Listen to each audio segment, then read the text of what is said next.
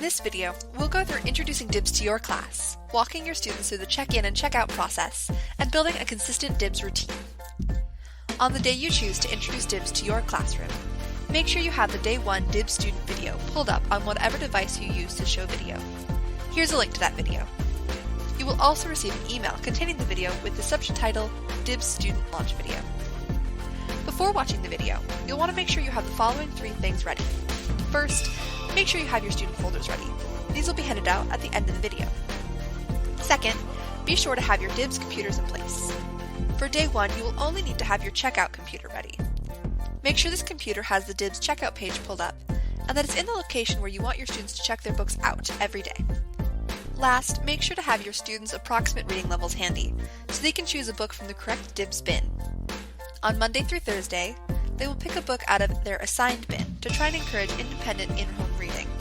Then, every Friday, DIBS kids across the program participate in Free Choice Friday, in which they can choose a book from any bin, which encourages student independence and excitement around reading. Right before showing the video to your students, give a brief introduction to the DIBS program and why you are so excited that your classroom is now a DIBS classroom. Students will likely be more excited for a new program if they can see that their teacher is excited to share it. Don't forget to show them all the new books and introduce them to Dewey, our DIBS mascot, who will be with them throughout their DIBS journey. After watching the video, it's time to walk your students through the checkout process. In order to make sure each student has a firm grasp on this process, we recommend walking a small group of 3 to 5 students at a time through the checkout process. After they have chosen a book from the appropriate leveled bin and checked out, make sure to show them how to put their books in their DIBS folder and where to place it for the remainder of class time. Then, call the next group of 3 to 5 students up to check out, and so on, until every student has checked out a book for that day. On the second day of DIBS, students will first need to be walked through how they check in their book from the day before choosing a new book to check out. Again, initially this works best in small groups of 3 to 5 students at a time, checking in their books, then choosing a new book, checking it out, and storing their new book. Then the next small group can do the same, check in, choose book, check out, and store. It won't take long before students understand that this is their expected process every day. Part of a strong DIBS routine is making it a normal part of class culture. Our teachers have found that asking students about the books that they have read is a very powerful way to do this.